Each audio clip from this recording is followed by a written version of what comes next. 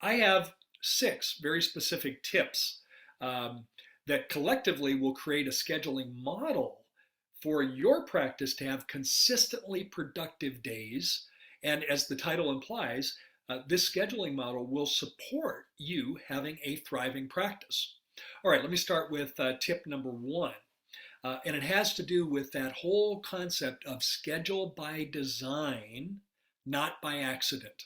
Schedule by design. And again, with team members that don't have a lot of training on this, they might think that the exercise is to simply fill in names in the electronic appointment book. And when you get them all filled up, you go to the next day. And that is a bit of a recipe for frustration because depending on what's filled in, it may or may not be a productive day. So we want to schedule by design, not by accident. And the way we're going to do that is we're going to use block scheduling, which leads me to tip number 2. Use block scheduling. Now, I'll guarantee, Naren, right now, we have listeners that are saying, I used to use block scheduling. What in the world ever happened to that? They used to use block scheduling. It worked really well. And then over time, it evaporated. So if you're a listener and that's your current listening reality, know you've got a lot of company. Naren, systems in a practice have a way of naturally eroding over time. They naturally erode. It's not bad people or anything subversive. It's just that they have a way of eroding. If we add a new team member, maybe they were never fully trained on that system and they bring new information in.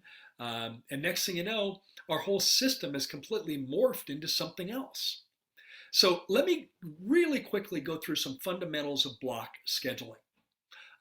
And this has to do with the concept. I'm going to label 3 different types of appointments in the practice. And I want to give credit where credit is due in this. I learned this many, many, many years ago from a colleague of mine, a coach. She's now retired, but her name is Jennifer D. St. George. And some of you will have a flashback when I bring up that name. Jennifer D. St. George, she was from England, had this beautiful, she relocated to California and lived in California many years, but she had this beautiful English accent. And Jennifer used to talk about scheduling using the rock, sand, and water concept. Let me take a minute and explain it. Imagine that you have a vase, a glass vase, and you're going to fill it with 3 different ingredients. And imagine that one of those ingredients are smooth river rocks, maybe about half the size of the palm of your hand.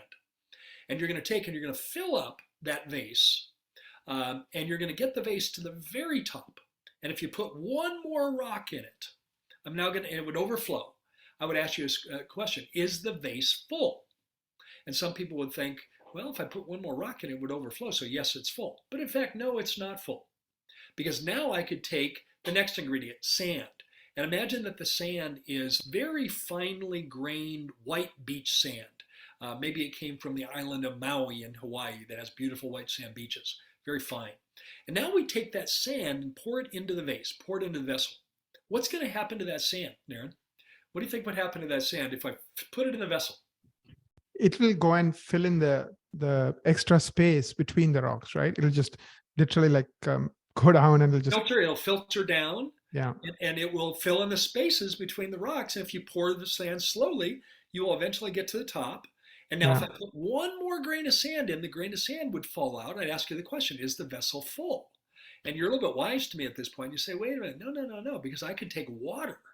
And I could take water and slowly pour it in at the top of the vase, and it would filter in between the sand and the rocks. And that is correct. When we finally get to the top, if I put another drop of water, the vessel would be full.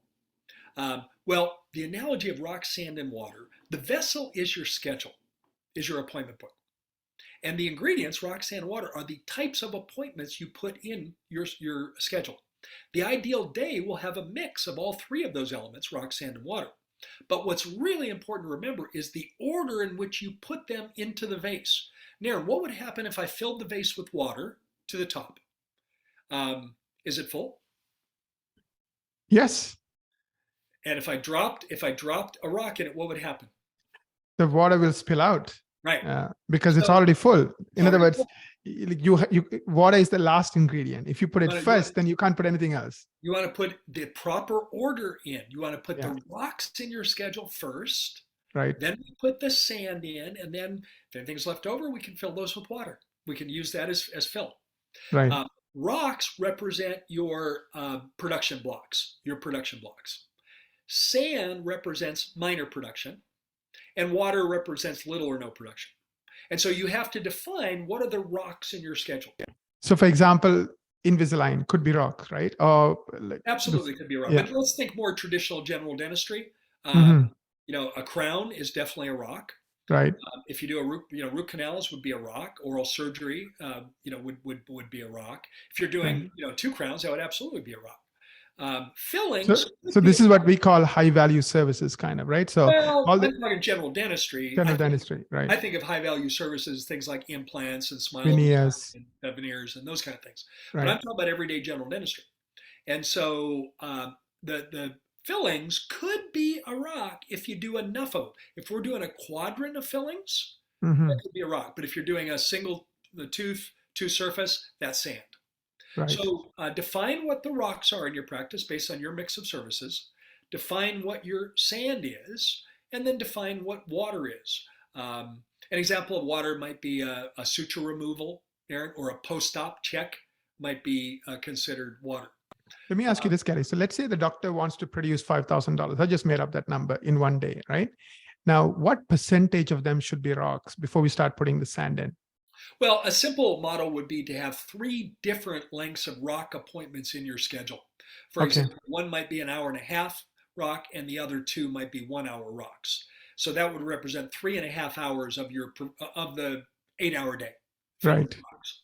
So you put those in the schedule first. You literally block schedule. And doctors, I would suggest that you not only go out for the rest of this year, 2022, but go out for all of 2023 and put those rocks in your schedule. You want to put those in the schedule first. Put those rocks. Now, the other type of appointment that I want you to block schedule is the doctor part of the new patient exam. The doctor part of the new patient exam. Because that's a captive appointment. Now, question, Aaron, is the doctor part of the new patient exam rock, sand, or water? Well, it's a rock long term. It may not be a rock today. In other words, that patient could It's not a rock in represent terms of production, $20,000 in dentistry, right? Or $30,000 in dentistry. but it's not a rock in terms of production. It's not. It's not. So I would call it sand with the potential to be a rock. Oh, okay. So Okay. it's sand with potential to be a rock. Makes You sense. want to block your schedule for those because you want to be able to accommodate new patients soon, from the time they call. So figure out what your new patient flow is. If your new patient flow is 2 a day, if it's 3 a day, then put those blocks in. I teach our clients to use a 30-minute block for the doctor part of the new patient exam. And if they see 2 a day, those need to be in there as well. So again, let's go back to our schedule. 3 rocks, maybe 1 hour and a half to 1 hours. They're 3.5 hours. And then let's say the office sees 3 new patients a day, just hypothetically, 3 half-hour blocks. That's another hour and a half. I'm at 5 hours filled of the 8 hour day, 3.5 plus an hour and a half. And then whatever you put the rest of the day, you can just fill in because you're likely to hit your goal because of the fact that you put the rocks in there first. So go back to the block scheduling using rock, sand, and water. And be sure, tip number 3, be sure to have those new patient blocks in there as well. And that's a captive appointment. You can't schedule anything opposite it because the doctor can't be in 2 places at once. Make sure it's not treated like like a hygiene exam that's not even in the schedule. You want to have a half-hour blocked so you can truly create a remarkable new patient experience during that time. So tip 3 is to use the new appointment blocks in addition to your rock, sand, and water blocks. Tip number 4 is use a 48-hour release on your blocks, meaning if you can't schedule them ideally, then roughly 2 days before you can release them and schedule anything.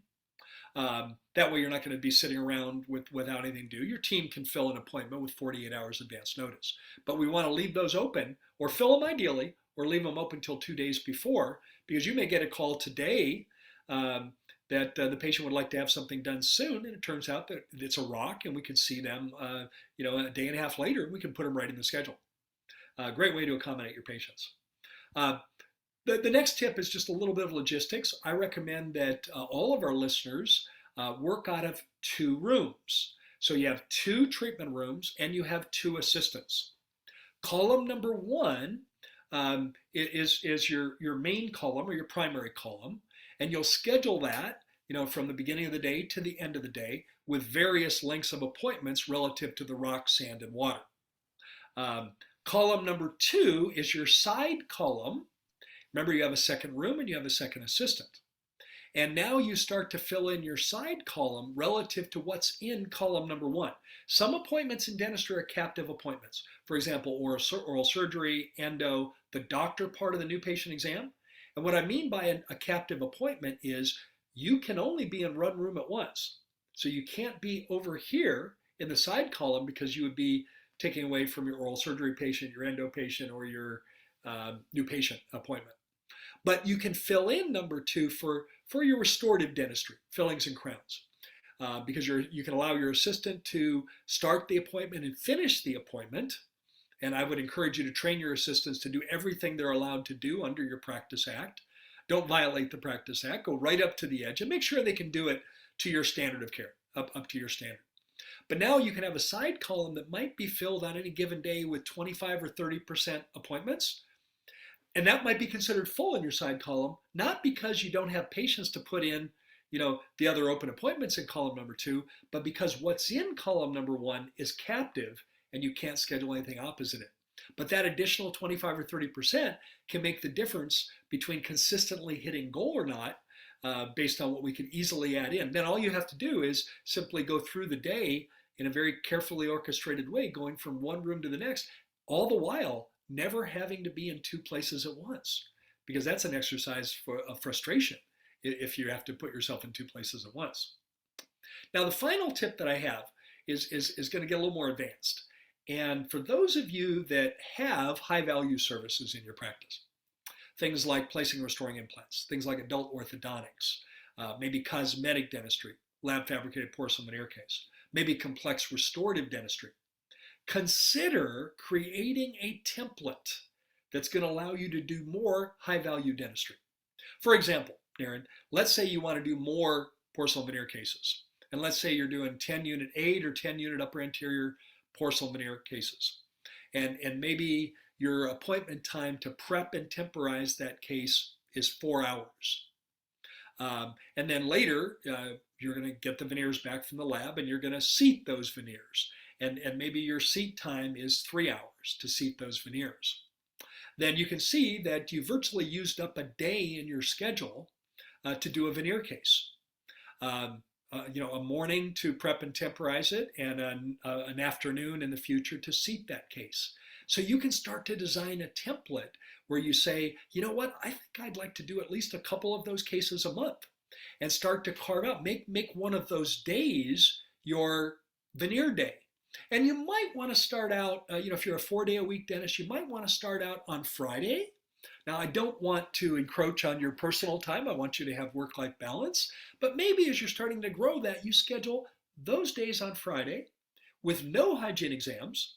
So you're not going to be distracted, 2 or 3 times an hour to get up and do hygiene exams. You can just put your head down, work out all your systems. So maybe in the morning, you schedule a prep, 10-unit prep. In the afternoon, you schedule a different 10-unit seat case. Put those in your schedule. And then work towards finding the patients to fill those, whether it be through marketing or your existing patients that have an interest in those services. And then as soon as you feel like you've got a good flow for those appointments and everything's going well, then in order to get back to a 4-day schedule, start to schedule those during your Monday through Friday schedule and start to incorporate those on a regular basis.